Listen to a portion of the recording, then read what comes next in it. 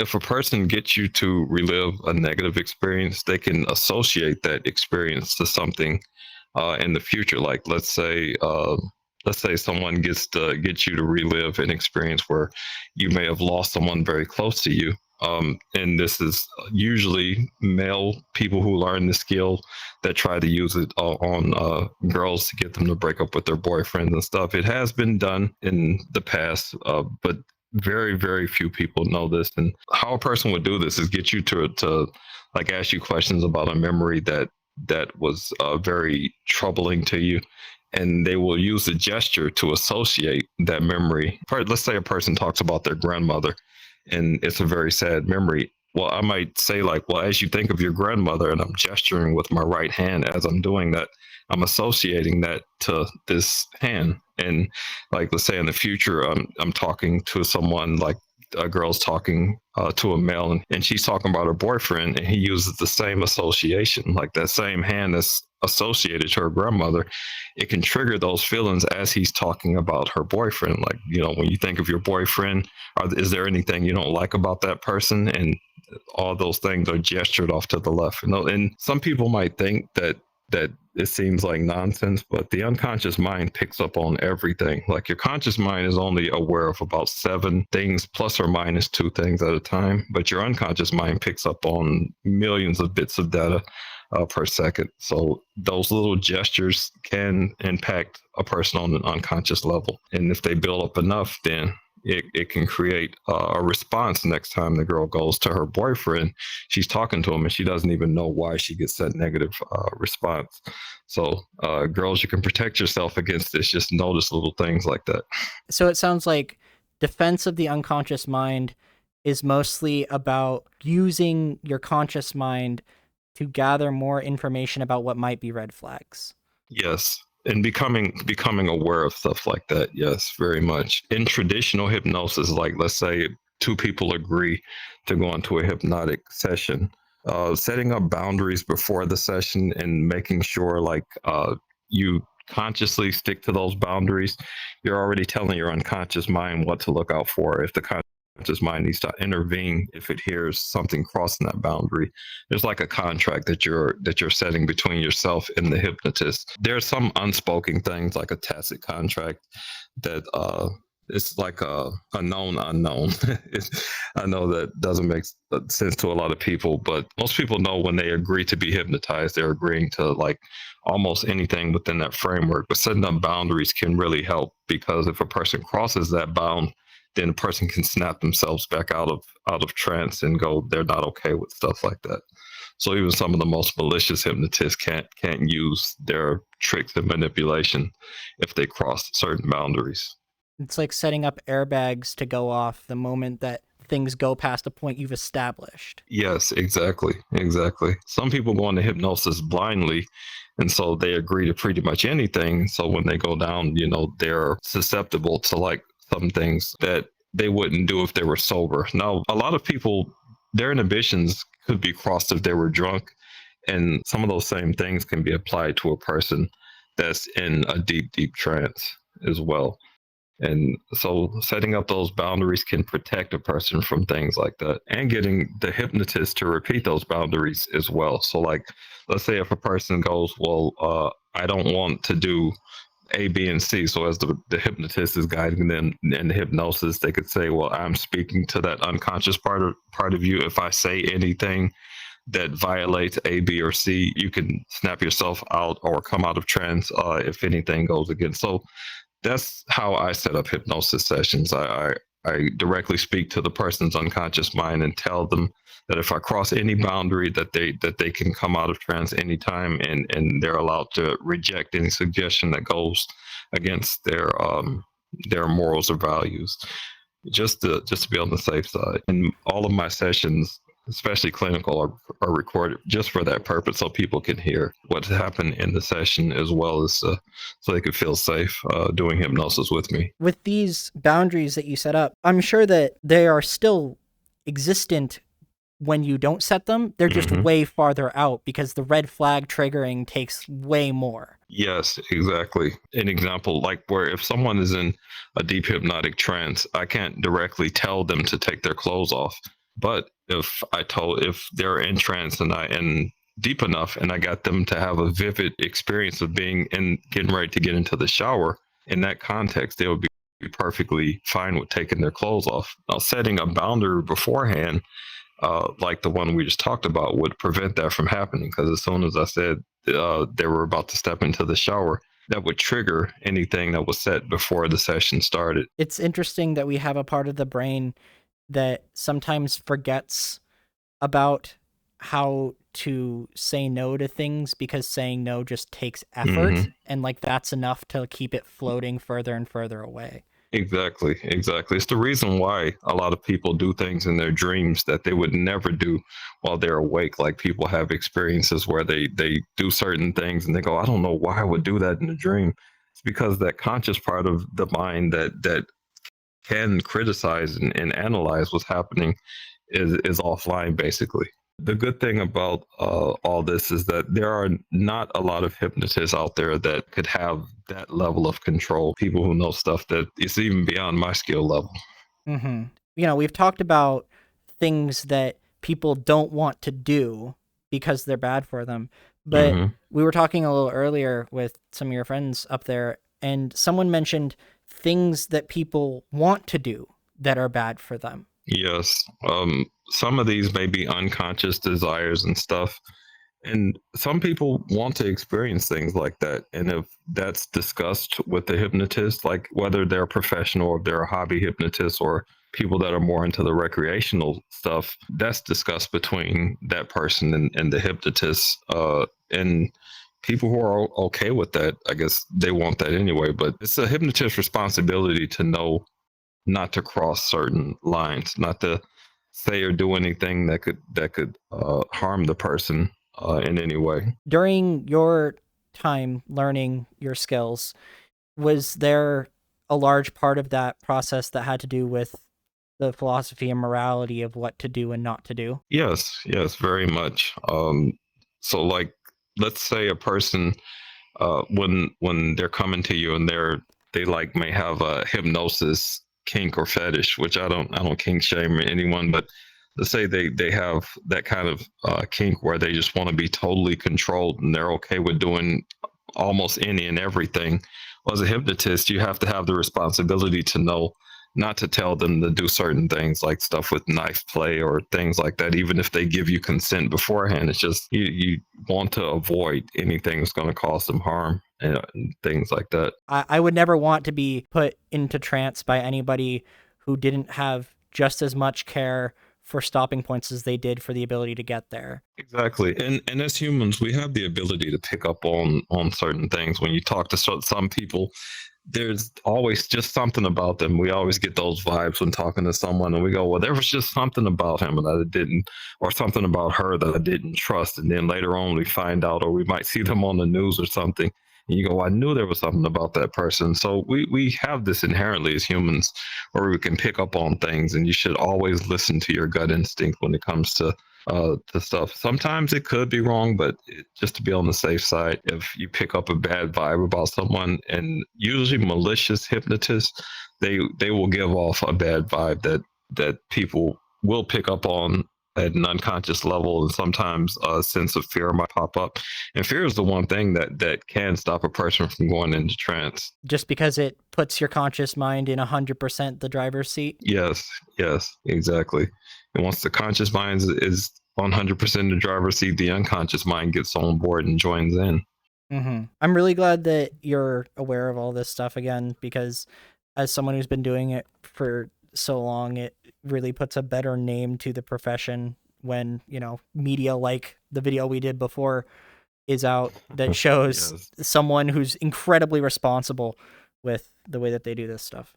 Yeah, and when you see someone who is responsible with it and gives you what to look out for with someone who's irresponsible can really help as well. And it kind of sheds light on things like the media has movies out. Like there's a movie called Hypnotic that makes hypnosis, like hypnotists, seem like they have more skill than we really do. And of course, like we're mentioning here, if there are things that could be done maliciously, but it's not to the level of like what movies present it as.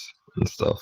Yeah. When someone thinks malicious hypnosis, I'm guessing a lot of people are going to think getting a spell cast on them, when what it really is a really manipulative person with some extra skills.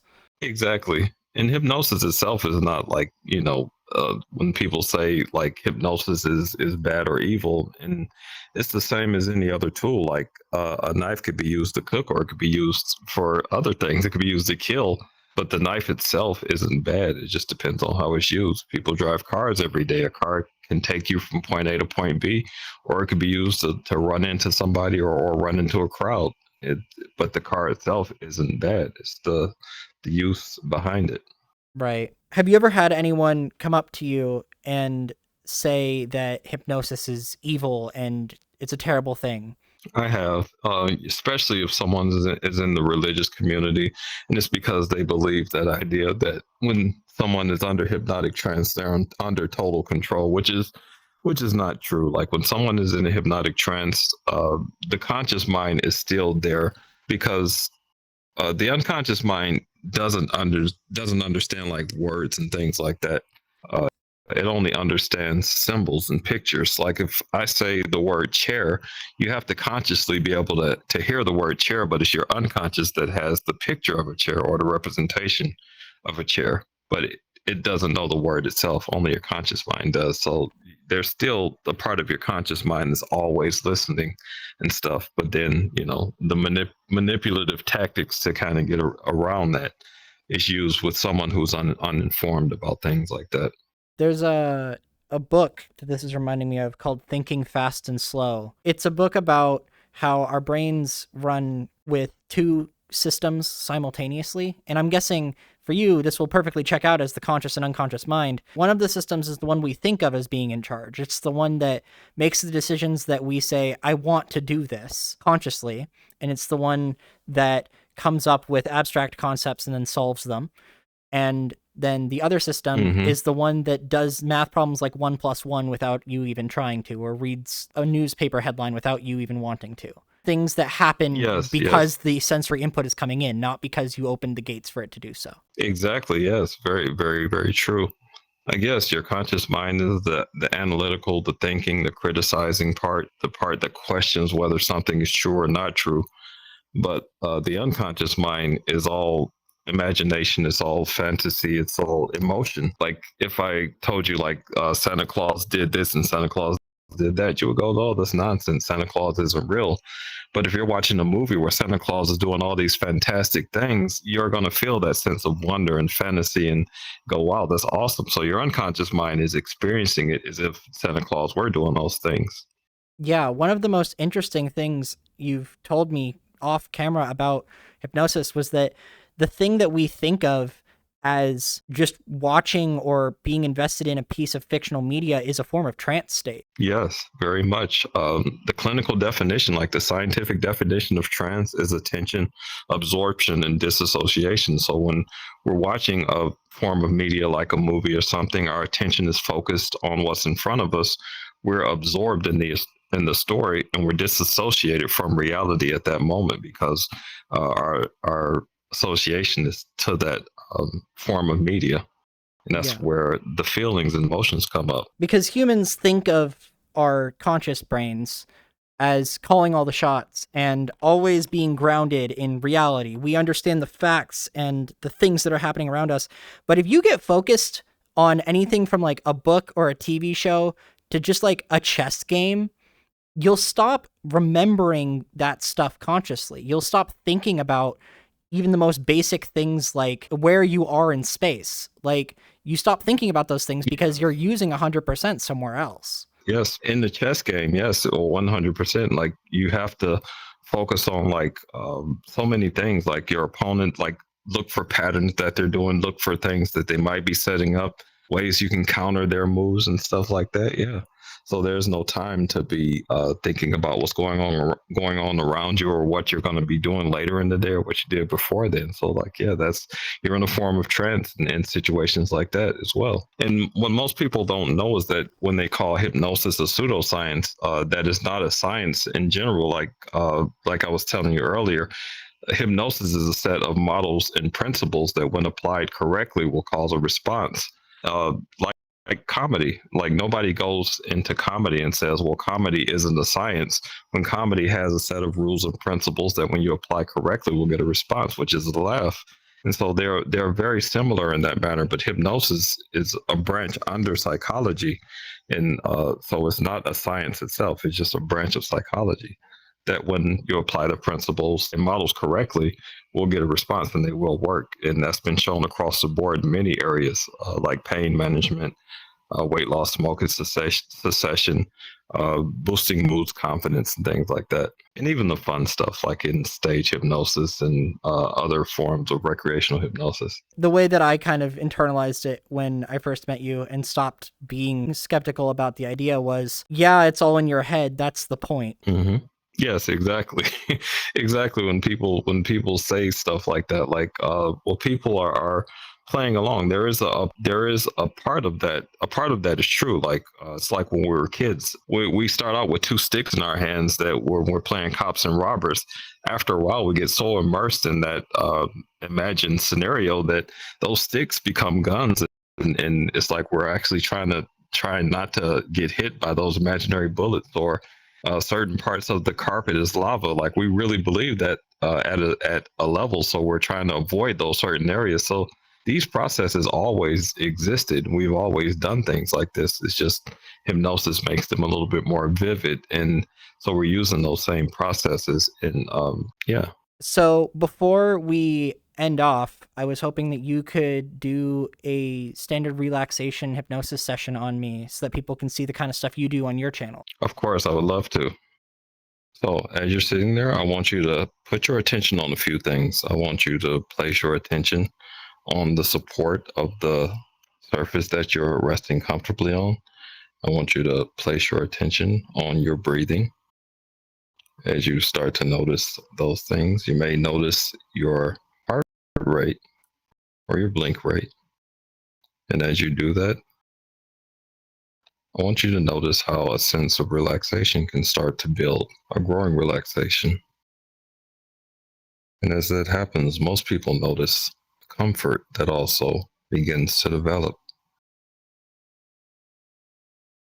As this comfort starts to happen, you might notice how your muscles begin to feel a lot softer as the tension or stress that may have existed begins to melt away, which makes it very easy to let go of any of that tension or stress as you drift into that very relaxed and very peaceful state.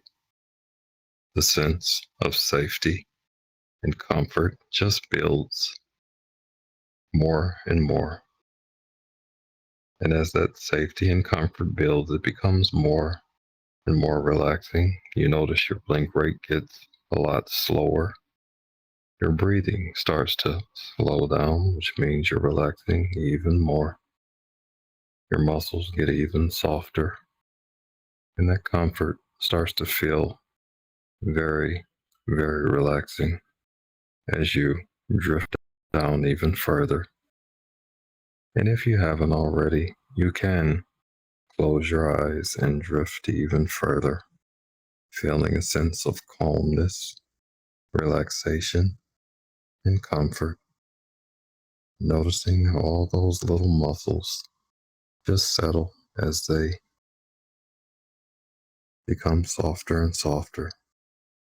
That pleasant feeling of comfort and relaxation just spreads to each and every part of you, from the top of your head all the way down to the tips of your toes, relaxing even deeper, drifting and dropping, feeling more and more comfortable.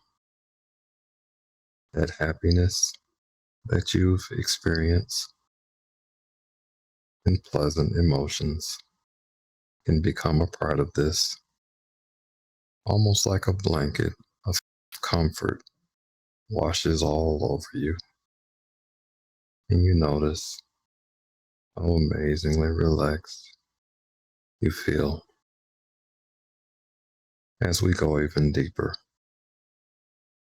I want you to imagine that you're in a really comfortable and safe room where there is an elevator. This elevator will take you down into a place of deep relaxation and comfort, but still being aware of my voice that will go with you, helping you to feel safe, comfortable, calm, and relaxed and happy. I want you to notice as the elevator doors open and the inside of the elevator is really fancy, really clean, and really safe. And as you step into this elevator, you'll see a panel of 10 floors going down. And we're on the 10th floor. As you press the number 1, the elevator will slowly descend, taking you deeper and deeper into that relaxation, starting at 10, 9, 8, 7, drifting even further, 6, 5, 4, 3, 2, and 1. And that's right, all the way down. And the deeper you go, the better you feel. And the better you feel, of course, the deeper you will go. Because where the mind goes, the body naturally follows. And where the body goes, the mind naturally follows. And from this place, you are completely safe, completely calm, and completely relaxed. And you might notice how certain words feel more vivid and they feel more real, like the word happy. And notice as I say that word, the emotion of it can start to grow as you begin to feel more and more happy. And in a moment, I'm going to count back up from 1 to 10. And when I reach the count of 10, you will be wide awake, feeling calm, happy, and more relaxed, ready to carry on the rest of your night. Starting at 1, 2, 3, 4, 5, halfway there, more happy, 6, 7, 8, eyes begin to open, muscles starting to come back into the room, 9, and 10, wide awake now, wide awake on 10.